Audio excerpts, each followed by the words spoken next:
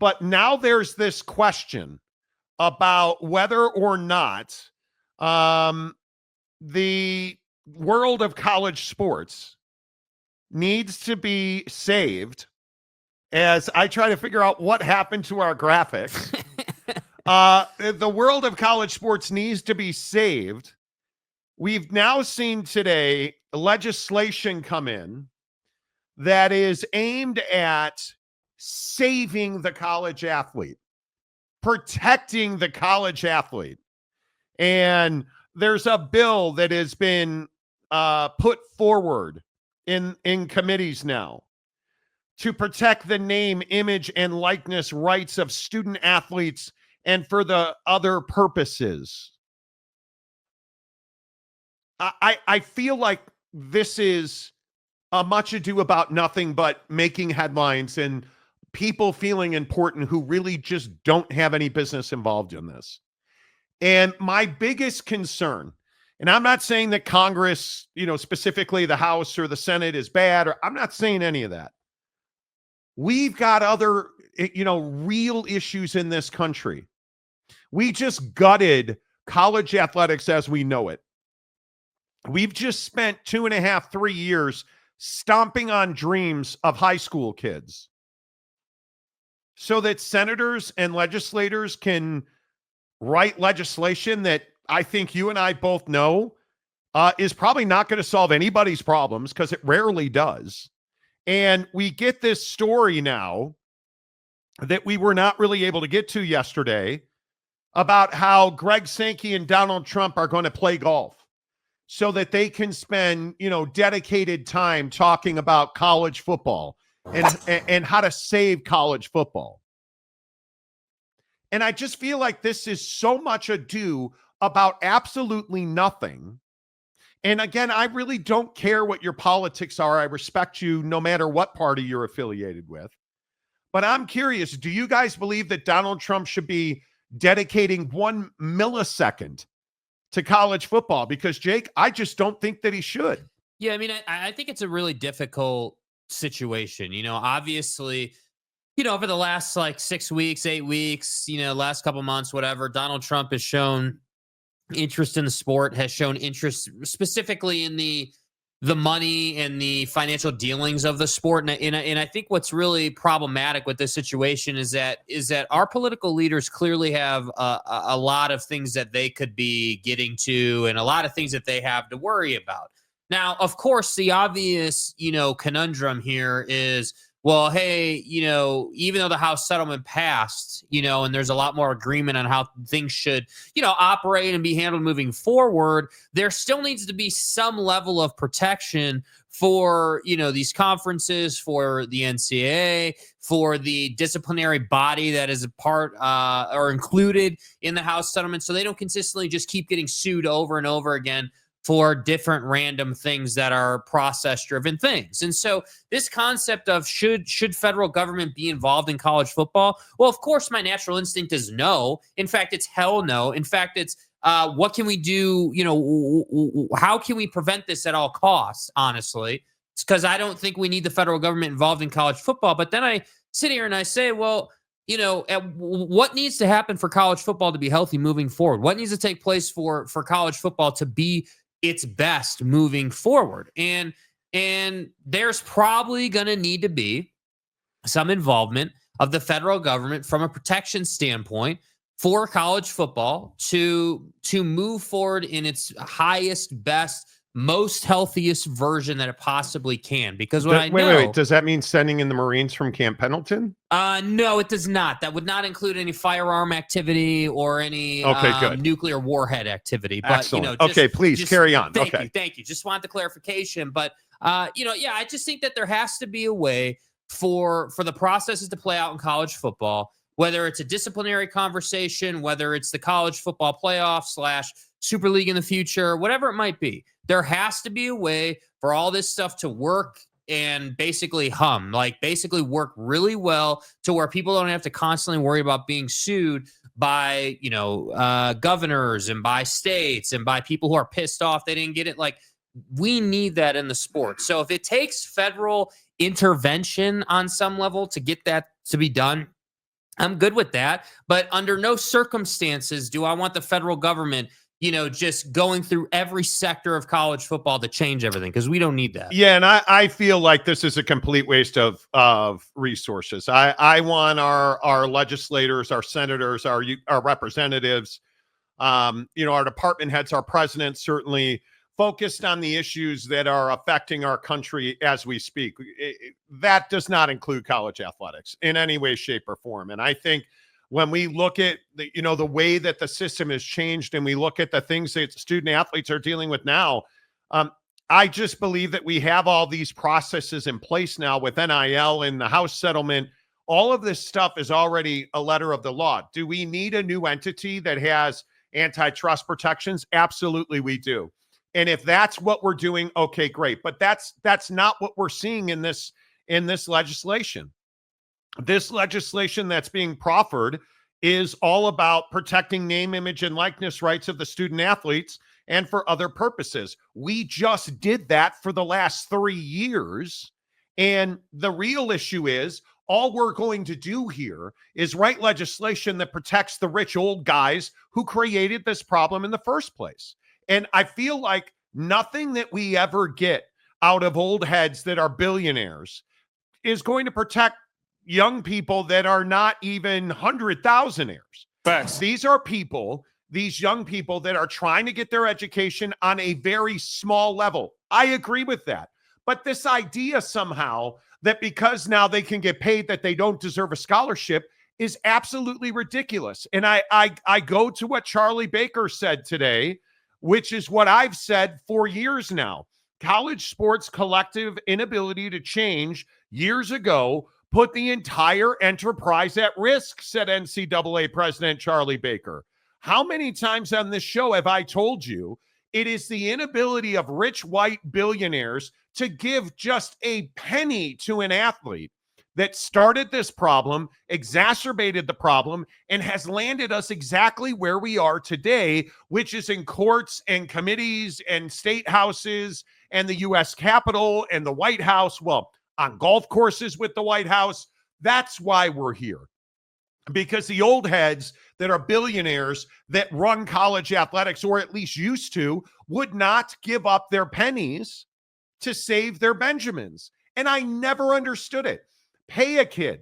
Let Jeremy Bloom get a K2 sponsorship. Pay kids from EA Sports money so that their name, image, and likeness can be used in a video game. But you didn't want to do that. You wanted all that money for yourself. You wanted to make sure that Olympians were still amateurs when they were never amateurs, right? It makes me crazy that we've gone through all of this, and now you want to write legislation to do the exact same thing that the House settlement supposedly is in place to do. What sense does that make? We're in this era where we're trying to save money and spend less in government, however you want to spin that nonsense. Well, then sick Doge on this thing. I don't know, because you can't tell me that writing legislation to protect the name, image, and likeness of student athletes is at all purposeful. Because what did we just go through this for? Why did we destroy college sports as we knew it if you were just going to legislate it at the end of the day? Because that's what I don't understand here. Somebody explain to me why we need a bill to protect the name, image, and likeness rights of student athletes and for other purposes. We have it. It's called the House settlement. Why do we need legislation? So when we sit here and we talk about, oh, well, Monty, our legislators are working. No, they're not. They're wasting time. Facts. That's what this is. And I'm telling you, I had a terrifying conversation with a guy this morning involved in university athletics, who said to me, you wait until July 1st rolls around. Friends, that's 21 days from today. Does anybody know what the July 1st deadline, what that signifies? Every D1 university in this country has to opt in or opt out of the House settlement revenue sharing. And I'm not going to say it because I don't want to put it out there, because I've not corroborated it, but I have heard at least one massive university is not going to opt in or is at least contemplating not opting in, and that there are a handful of power conference members who are not going to opt into the settlement. And it is believed by most people and a lot of people in TV I've asked about this, because I will sit here and tell you, TV sports executives know everything that happens long before it ever happens. Right. It is believed that as much as 65% of the G5 is going to opt out of revenue sharing. Well, that doesn't surprise me at all. I mean, that's just common sense. But I think, I mean, I know it's a big number, but it's just common sense, man. And here's my question: for said university that shall remain unnamed, was that university a yearly college football contender? Yes. Okay, so we are talking about a household brand in college athletics that is, as it was explained to me today, wants to opt out and is being lobbied not to opt out. Like, and I would not be surprised in any way, shape, or form if we somehow out of nowhere get a thing that says, well, we're going to push that back to September 1st for a deadline. Because I'm telling you, it's not good for business if you went through all of this heartache and heartbreak to find out that 65% of the G5 is eliminated from the college football playoff. But they're already eliminated from the college football playoff. Right. But not in fact. Mm-hmm. I would agree that 99.9% of the G5 has no access to the college football playoff. So the point here, I just want to make sure I'm understanding. The point here is that we just want to be able to say in college football leadership and in political circles, hey, everybody is technically involved. Like, we need to get more people to opt in. Right. What I'm telling you is, and as it's been explained to me, and if I'm wrong, okay, great. As it was explained to me multiple times over the last 2 days, you have to opt in. Right? You don't have a choice. The House settlement opts you in. If you do not want a revenue share, you actually have to submit in writing saying we are not going to revenue share. We are out of that process, which essentially takes you out of the highest tier of college football. Mm-hmm. And I think, and it's probably sensational, because I'll be honest with you, I don't talk to people in television that are frazzled very often. This thing with the opt-out numbers, I think, has some television people a little nervous. Well, I mean, the reality is the sport needs to find balance. There's no question about it. And a particular person I talked to made that point by saying they need to thin the herd, which is what this will do. Yeah, I think, thin the herd. I also think, to that point of thinning the herd, again, how long have we been saying on the show that the G5 needs its own system? And I know that this is one step closer to that. And I just think that you can't solve every single problem right off the bat, right? So there's obviously, before the House settlement was agreed to, the House settlement was the highest priority item in terms of everybody working to fix the problem, right? So now that that's been fixed, now we've graduated to, okay, well, who's going to opt in and who's going to opt out? And the problem is that that's inherently going to create. So then from there, when we work through that process, my feeling is you can't tell me that there are not G5 leaders at certain universities talking about, okay, well, how do we make this work? Because $20.5 million for us is essentially our entire life savings. But you guys understand, I think there's a misconception about this as well. I did a radio interview today and I'm not even going to say who it is, but these radio hosts did not understand. It's not $20.5 million in revenue sharing for football. You guys understand that, right? That $20.5 million is a minimum, number one. And number two, that's for all sports. $20.5 million for every athlete in your department, not just football, not just football and basketball. Every sport across the board at every major university who opts in will share $20.5 million on a sliding scale, depending on how much revenue is generated. Because the starting quarterback's not getting paid less than the anchor of the 4x400 meter relay. on your track team. You understand it's $20.5 million for the entire athletic department to share. Mm-hmm. It's not that much money. So I go back to this theory. It's the haves and the have-nots. It is what our society is built on. And I probably should be careful saying this, but I'm not trying to be a jerk about this. We are here right now because quite literally the NCAA's war chest was built on the back of college athletes. Mm-hmm. And rich old white guys. And I know last week when I said that, like the world got caught on fire. Dude, who do you think ran the NCAA? Can you recall the high-powered, well-placed black man that ran the NCAA? Because I don't recall that guy. The decision makers, the influential power makers were overwhelmingly millionaires that were white guys.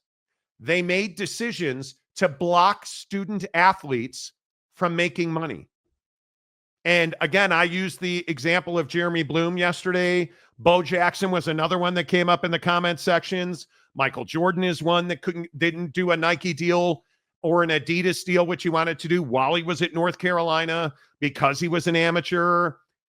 The list is endless, especially in Olympic sports, where you had college athletes who were not allowed to, again, endorse a ski company, even though they were a football player in college and an Olympic skier, because that would mean they're not amateurs anymore. And it's really because the powers did not want to share their money. It was as simple as that, because you allow one guy to go and get an endorsement with K2 skis. And what do you think everybody else is going to do? And what did it lead to?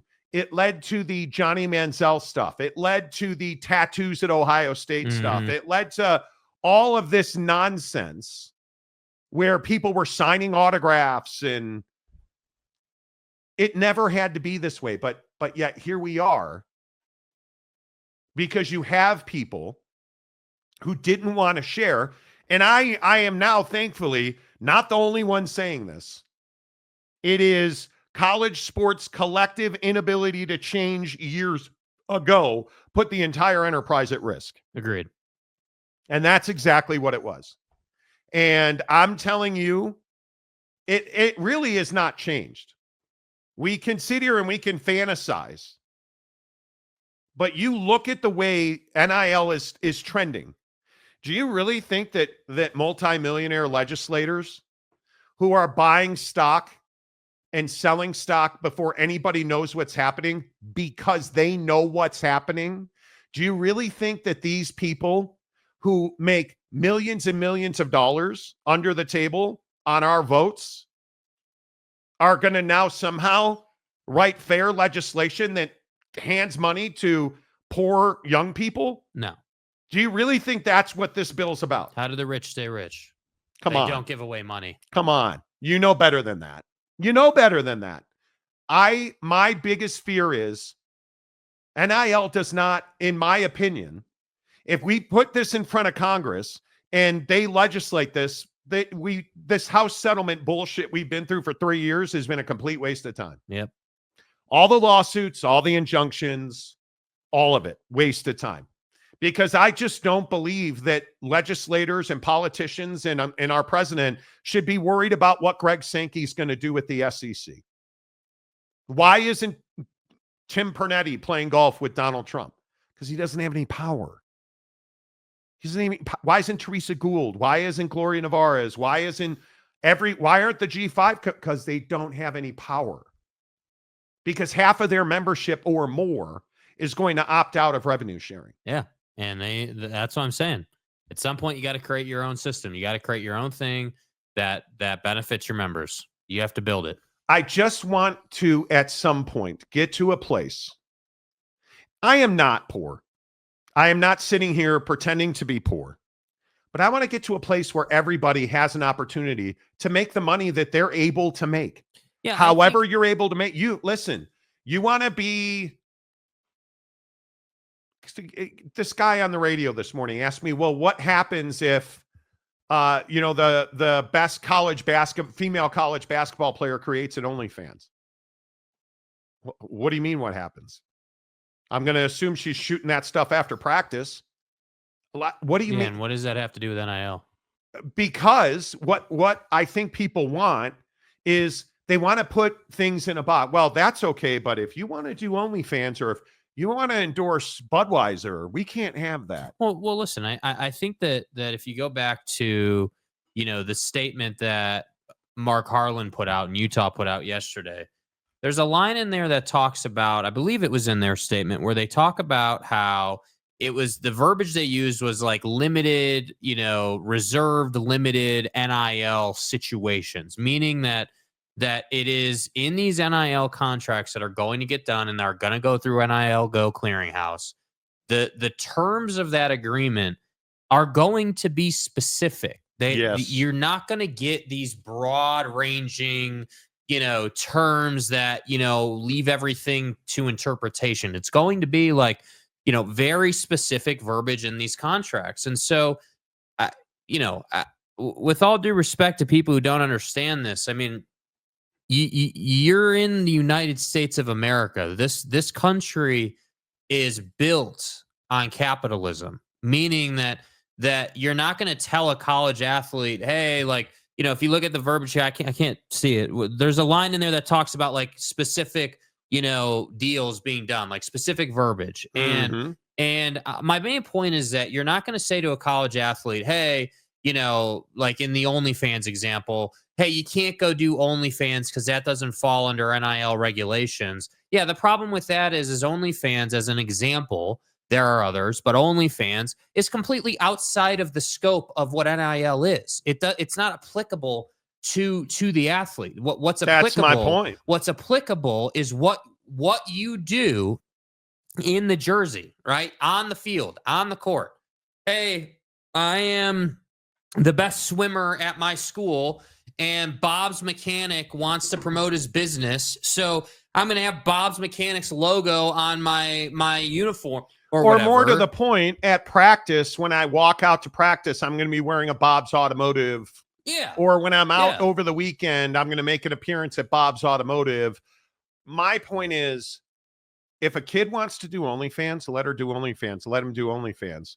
If a kid wants to endorse Chevrolet or drive a Ram pickup truck, why should we be able to say, no, you can't do that? If you're 18 and you're an adult, the rules and laws in this country say you are an adult, go make your own decisions. We'll let them go hundreds of thousands of dollars in debt to be a doctor or a lawyer, but we won't let them make hundreds of thousands of dollars driving a Lamborghini or wearing a nice watch. Or well, let me take it one step further, because I think it applies. We're happy, bro. We're happy to let people go into massive debt to be W-2 employees so we can tax the balls off of them. That's true. But the moment that homegirl wants to utilize an opportunity on OnlyFans, and the moment she makes a controversial decision, but in some people's eyes, no, that doesn't, no, can't do that. Can't do that, right? Because that would mean that you're going to be a millionaire overnight. And, like, that's what they do, man. So am I sitting here saying that everybody should be doing OnlyFans type material? And what I'm saying is that if a kid has the mental fortitude to be a D1 athlete and be in a D1 classroom and have a business outside of that has nothing to do with college athletics and no connection, then more power to you, bro. Like, if you can do that, great. That's awesome, man. Literally, more power to you. How do you guys think, bro, how famous is Shaq for how many businesses he has and how many locations he owns? Like, dude, professional athletes have stuff outside of what they're doing. So it's always been incredible to me that we want to say, oh, well, hey, they're an amateur in collegiate athletics. They can't have a business. It's ridiculous, dude. This country's founded on capitalism. You're just trying to keep them in one lane so you can keep them paying tax. That's all that is. So I don't have any problem with it. I don't have any issue with it as long as it follows the guidelines. But my main point, to bring it back full circle, is this is why the question of federal intervention is a question. Because the rich old white hairs want to keep as much control and power as they can. But the house settlement and NIL and this new age stuff is just cutting the rope, right? You're just basically taking away power from them slowly but surely. Yeah, and I think it is really difficult. If you're not going to opt into revenue sharing, it's going to be very difficult for you to compete, because you're not going to be able to pay your athletes directly. And if you're not able to pay your athletes directly, they're going to go somewhere where they can. And I think it's going to be very interesting to see who's in and who's out. And I think it is going to be fascinating to see how this game plays out, because if you don't want a revenue share, what is the motivation for a kid to come and play at your university? That's what I don't understand. I don't know how you fix a lot of these issues if you opt out. I really don't know. And it's like the Ivy League. I believe the Ivy League is fully opted out. And the Ivy League's not going to compete. And right now, the Ivy League has much larger and further reaching problems. Mm-hmm. But can you imagine the Pac-12 or the Mountain West or the AAC or the Mississippi Valley all being like, nah, we're going to opt out of that? I can't see that happening. All right, let's get your thoughts in here. Lopes fan Gabe for $5. Gabe, good to see you, my friend. Raise your hand if you remember when Republicans were for small government, dude. Facts. The money, and that's what is really so difficult about where we are in our society today. The rich continue to get richer, while the schism, the fissure, the canyon, the gap down to the middle class. Oh, wait, the middle class doesn't exist anymore. You're either rich or you're poor in this country. Facts. And it's one or the other. So when you look at Congress, you look at a senator or a congressperson. Do you understand how much money they make the minute they're elected? And we see, I think the most relatable one is stocks. Like, you look at what happened in the first quarter, where you had a bunch of senators and Congress people selling what turned out to be billions of dollars in stock just hours before Donald Trump announced major tariffs. Did you get that opportunity? Did I get that opportunity? No. Did they? Yeah, because they knew about it ahead of time. Right? That's what's happening in NIL. I think that is a very, very applicable example. You have decisions being made about kids, for kids, without their say in it. And the people making the decisions are making big money off of those decisions. And the kids continue to have to navigate these minefields of, well, you're not allowed to do that. You might be able to do that, but hey, the car dealership that sponsors our football stadium would love to do a deal with you. They're going to pay us and you'll get a truck that you can drive while you're a student here. Those are the kind of deals that were happening. Like, and BYU with Built Bar, or like, yeah, hey, Built Bar's going to pay, to be the official protein bar.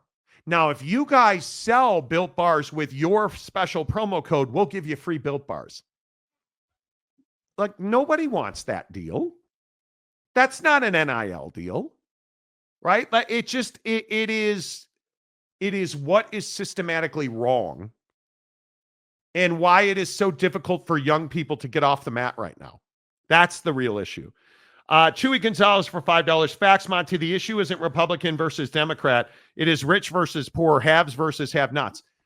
I think a lot of people, and we see it on this show on a regular basis, a lot of people are stuck in, you're a Trump guy or you're not. You're a Democrat or you're a Republican. You're a liberal or you're a conservative. No. We're all Americans. But some of us are rich and most of us are poor. And I feel like the term, well-to-do doesn't really exist anymore. Like, well-to-do as a kid for me meant that like you had a nice house and like you had a lot of money in the bank and you were just kind of chilling, but like you weren't like a millionaire, you were just well-to-do. Like now it's like, hey, $100,000 W-2 employee is struggling in most country or most areas in this country. And that's the crazy part. And yeah, we see the flashy NIL happenings in college football with certain Yep. players or whatever, but that's not the majority. The majority are getting making breadcrumbs. Dude. Yeah, They're getting nothing. Like they're not getting, making big money. so that's why I say I just think that the concept of, hey, like the idea of you're gonna go and work, you're gonna go to college, you're gonna go find that 50-year job. That's over with now, bro. Like that's not happening unless you're a C-suite level person, unless you're able to get into leadership at a big company and do that. For the regular Joe, that's over with now. And I think that's what's difficult, whether we're talking college football, we're talking just regular everyday person. That's what's hard is that you have to go out and do something new and you have to go out and sort of create for yourself. And I think that's difficult. And it requires, I mean, imagine the sacrifice, these kids are making, right? Obviously they get to play the sport that they love and have played their whole life. But, your favorite athletes have all talked about it.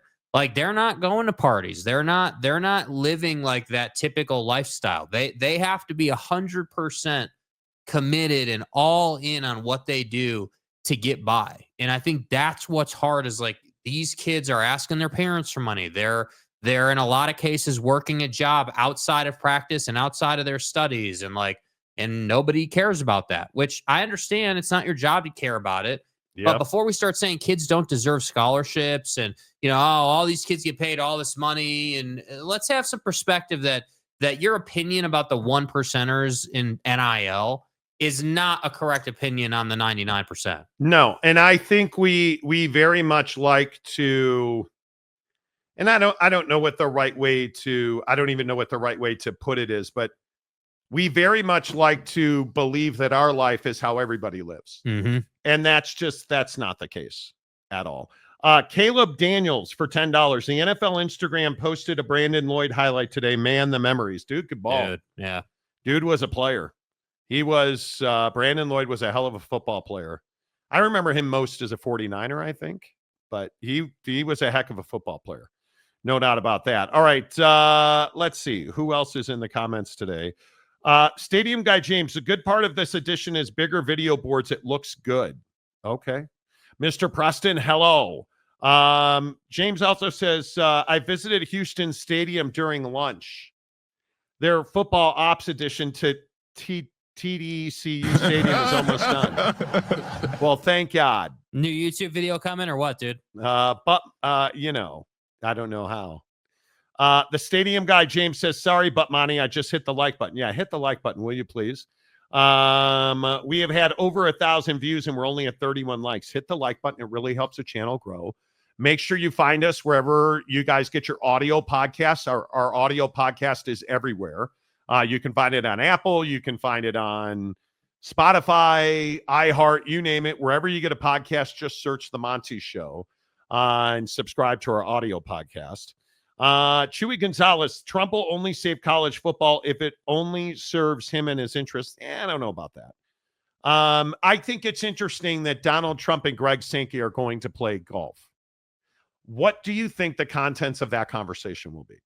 I think mostly educational for Trump. I think he wants to know, Trump, we've known over his whole life, even before politics, like Donald Trump is someone who wants to know the ins and outs of how things work so he can then understand how to make change or leverage it, So to me, it's like, if you're golfing with someone, you're going to talk about the health of college football. You're going to talk about, what would be best for Greg Sankey, obviously, because he's the one golfing with you. So you're going to ask that question. I'm sure. I think you're also going to talk about, how you can grow the game and how you can make people more money, because that I feel like, if we know anything about Donald Trump, like that's been Trump's thing his whole life, making money or doing deals or whatever. So to me, that's I would think that would be the contents of the conversation. I mean, I'm sure that they're gonna, they'll talk about random stuff in their life. I'm sure because they're, with all due respect to those guys, they're old white dudes golfing. That's what we old white dudes do. We talk about right. our life and what we're doing and how are the kids and how what's your great the favorite new cigar. Kirkland golf ball is. Yeah, like stuff like that. So I'm sure that they will fool around and have fun with that. But I think that Donald Trump,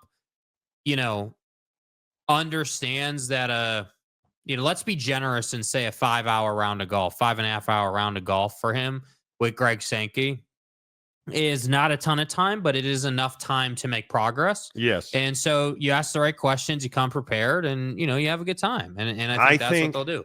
I think two things are very true of Donald Trump. He does not do anything that is not for profit. I think Donald Trump adding to his legacy scorecard is the guy that created the new entity of college football or created the Super League or made it possible or whatever that the outcome of that round of golf is. We know that Trump will be a couple of things. He'll still be his club champion, at Mar-a-Lago, and he'll be the best golfer there. He will shoot the lowest score of anybody in the world that day. Donald Trump routinely cheats at golf, allegedly. And I think if he has an opportunity to put his name on college football, he's going to do that. Yes. That I don't have any doubt in my mind. I think of anybody, the person, whether that's Donnie or that's, Greg or, whoever it might be, the person that is credited with, hey, you did X and that caused college football to take this big leap forward that everyone in the masses. Do you remember when Donald Trump and Greg Sankey played golf? And then shortly after that, Greg Sankey was named the commissioner of college football in this new entity. Man, give Donald Trump all the credit in the world. And do you guys remember how quickly they got antitrust protections? Like, wow, man, like that to me seems like the process. Yeah. Because he can sell that. He can make money on that. Big pontiff. He's got a huge pontiff. If you don't opt in, you're going to be a farm system for bigger colleges. Your access to the national championship, the college football playoff, instantly evaporates. But okay, I agree. But we're already seeing that. Like this concept of the G5 somehow has great opportunity. They don't. Right, but if you don't opt, understand what do we all understand the ramifications of not opting in? What does that actually mean? It means that you cannot share revenue. You cannot pay college athletes directly. That's what that means. The actual definition of opting out of revenue sharing is you cannot pay college athletes directly at your university. Mm-hmm. So what does that mean? They're going to lose money, the athlete. If somebody comes to your university, they will be losing their share of $20.5 million. Name, image, and likeness is going to be more difficult because while it is still available to athletes across the NCAA, the biggest issue is the best players will not go to a place that will not share their revenue with them. So you're not going to have the talent. And right now, there's a lot of fabulously talented Power 4 athletes that are playing in G5 football. That will no longer be the case. You will not have little Jimmy staying in Boise, right? Like you won't have Carl staying in Laramie because his family has a sheep farm there. That's not going to happen anymore. And I think it is true. I would agree 99% of the G5 doesn't have access to the college football playoff. But now it's going to be pretty close to 100%. Even if you're Boise State, you just aren't going to make the money or have access to paying players the kind of revenue sharing that the power conference universities will. And I think one of the things that's very interesting is if you're a power conference and you have a university that doesn't want to opt in, do they have to leave your conference? Is it even possible? Because I still maintain, even though we're hearing this more and more, I still maintain that if you're in a power conference, you are opting in. You're going to do it, which is to say you won't opt out. Right. Right? Because you're automatically opted in. You have to opt out. And I think it's by July 1st. You have to opt out. my guess is that deadline's going to get pushed back. And I think it's going to be very difficult for a team in any of the P4 conferences to opt out. Oh yeah, I just think there's going to be documentation inside each conference that requires you to opt in. You're not going to be part of the You're conference. going to sign an agreement. Yeah, you're not going to be part. It's just going to be. It's what Greg Sankey and Tony Petitti were talking about. Yeah, and I think it's going to be right up the alley of any other conference level documentation that members have to sign, whether that's, at this point, the grant of rights of the world, or any of that stuff. That it's going to go right along with that. My imagine manila folder, commitment to the conference, grant of rights, hey, you're mandated to be in revenue sharing, like all of that stuff. It's like you're doing a car deal, right? They bring out the stack of papers you have to sign. That's what this is. It's just another paper on top of the pile that you're going to have to sign. And if you don't like it, you can get out. And so, in other words, you don't really have a choice. And this is why, again, and I love all the people in our comments section saying that we knee padded Utah yesterday. Well, as far as I'm concerned, I don't see any other universities putting out video the way Utah is putting out video on this new NIL situation and the House settlement. Because again, I'm just sitting here saying, dude, like I'm not even a Utah fan. Yes, we talk about them a lot because we're in Salt Lake and we talk a lot of Big 12. But these guys are literally having a statement ready. They had a coordinated video strategy that included their AD. And you're telling me that I'm giving them too much credit for putting stuff out? How like many this? universities did look at this video that Utah clearly put time, effort, and money behind? How many universities had a video like this ready to go?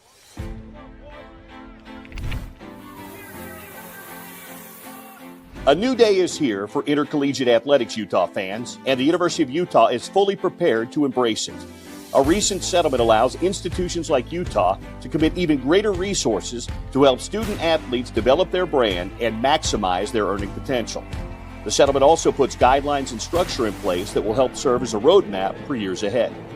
Utah Athletics has undergone a reorganization of staff to create an internal team that is dedicated to delivering expanded resources and education that empowers student athletes to be standout brand ambassadors and thrive in new opportunities.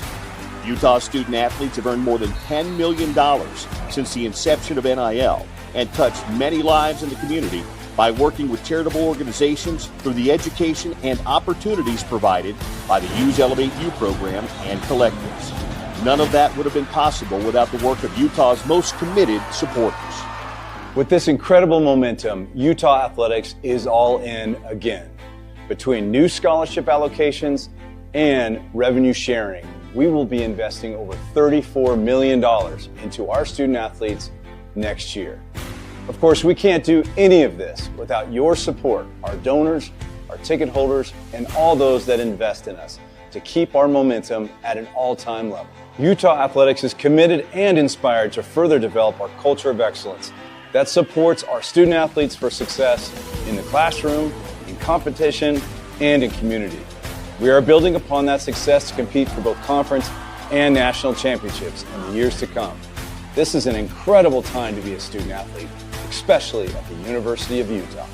A new day has dawned in college athletics, and Utah Athletics is poised to succeed more than ever. Thank you, and go Utes! Bro, that is so out of character historically for Utah. And to make a package like that, do you guys understand how much money they spent on that? And the effort, the energy, the preparedness, the pipeline, they were ready for that. And you look around the country, you don't see hundreds of those videos. No. I think one of the things that's so clear is that Utah is trying to separate itself as a professional operation that is leaning in to the welfare and benefit of its student athletes. Yeah, and I would say they are separating themselves. I mean, I would agree I with think that. The most important portion of that video is he said they're going to revenue share $34 million. Like, they don't need to be revenue sharing $34 million. That's not a requirement. That's not, nobody's forcing them to do that.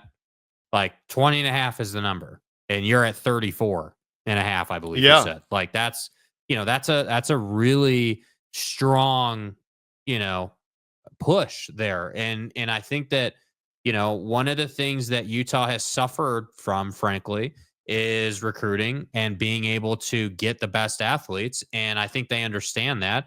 And this goes right to that. Because how many times have we heard a college athlete say, hey, well, yeah, they were, they offered me money, but they're not really historically a school that like really or a program that really pays out its kids. You don't really see the biggest names going there. And I think Utah is starting to understand that, which is why you're starting to see video. You're starting to hear from Mark Harlan a lot more. Like the schools that are their ADs are very involved and very spoken and on Twitter and doing videos and doing media. Like those are the schools that thrive in recruiting. You're making Witt's job or your head coach's job way easier when you put it out there. Yeah, and I think you look at the difference between, like in our state, BYU and Utah. Mm-hmm. This has historically been BYU's lane. Like video creation, all of that stuff. That's historically been BYU's lane, right? And you look at the 1,000 of you watching this show between YouTube and Twitter, and I tell you that it is pretty amazing to me that it is now Utah who has taken the lead in NIL, because Utah has been far behind the curve. And for me, Mark Harlan's the reason behind this, but you can't do this without the president, the athletic director, the football coach. Like, you can't do this stuff unless you are wholly aligned. And you look at the female sports endowment, and as much as I've espoused about female sports on this show, and I think it's incredibly important, you look at the way that female sports plays such an important part in young women's lives in this country. And you look at how important stick and ball sports are in college, softball, $1 million pitcher at Texas Tech this year. How important are sports to your young people in this, your young women, your soccer players, your volleyball players? That's why this $34.5 million figure that Utah is talking about is so massive, because that pays for softball. That pays for lacrosse, volleyball, the sports that you never think about that means so much to 10-year-old women, 10-year-old girls. You look at Caitlin Clark. Look at what Caitlin Clark has done.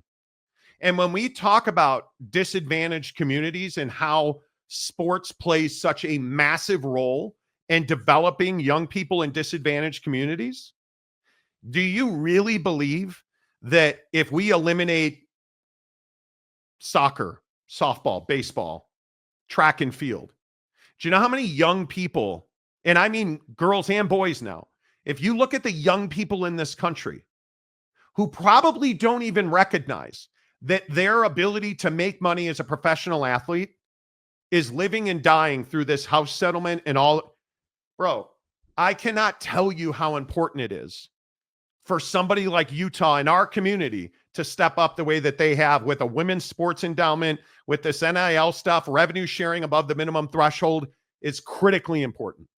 And I cannot say enough to Mark Harlan. I cannot say enough to any of the people at Utah making these decisions. Man, I just can't say enough about how important that is. And so I ask you, no matter where you're watching the show, if you're in Los Angeles, if you're in Washington, like all of our friends in Laramie, like wherever you are.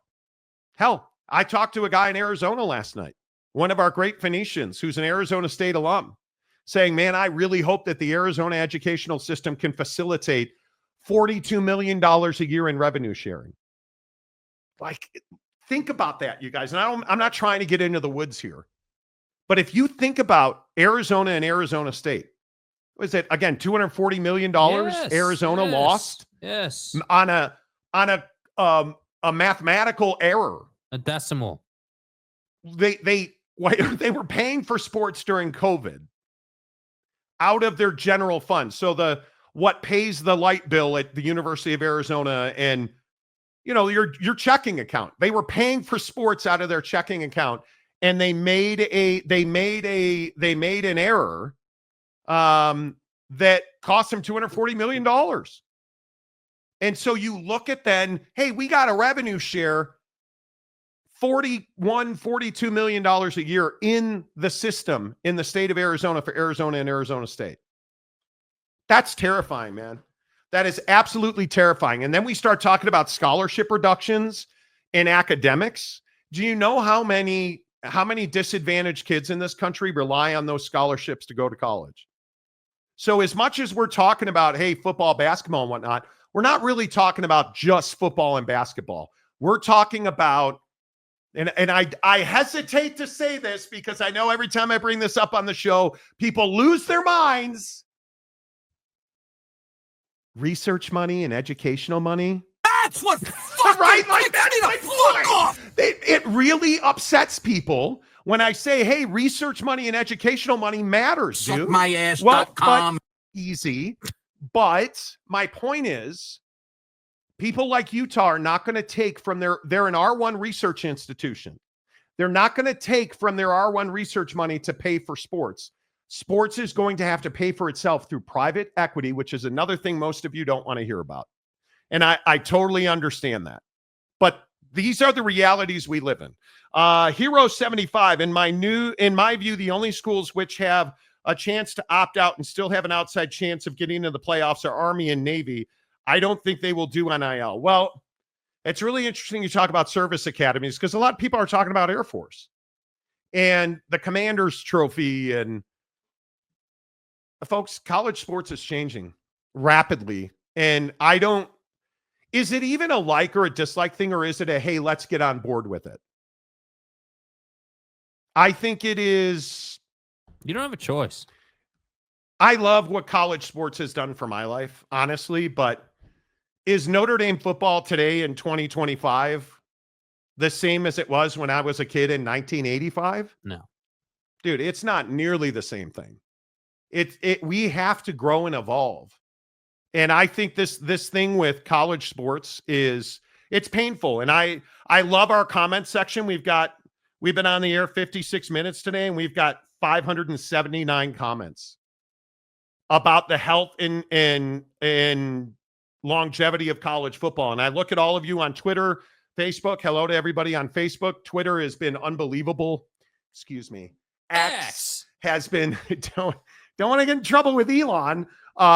X has been unbelievable for this show over the last, 3-5 months. And I really appreciate everybody who watches on X, everybody who watches on Facebook, Spotify. Again, if you guys are not downloading our audio podcast, we have seen an absolute revelation on the audio side of this. So I really appreciate all the support you guys give us. But I hear you guys. Our comment section 24 hours a day is all about how much you hate what's going on in college football. Mm-hmm. Life is not easy, and I would just encourage you to lean into it, right? We have a lot going on in the world, and I would just say lean into it. Things are going to change. Things are going to evolve. The more that you find a way to adapt to what your university or whether Utah, BYU, Texas Tech, all of our Arizona friends, all of our San Diego State listeners, like you guys, you have to lean into it and understand that it's just part of what it is. Big Blue Horses, Utah runs a very lean athletic department and should be in a good position to take advantage of NIL. But what else did Mark Harlan say? They're adding human infrastructure. They are adding more support staff to athletics. And I think what the Crimson Club at Utah has done, the Crimson Collective, you guys, I can't tell you how much money they have put into, what is Oak State James called? CNS. Yeah, CNS seating. And amenities. Yes. I can't tell you how much money they have put into, hey, you're a season ticket holder. Here's a nice cushy seat. Here's they've upgraded all of their food, all of their choices, all of their offerings. It has been nothing short of sensational.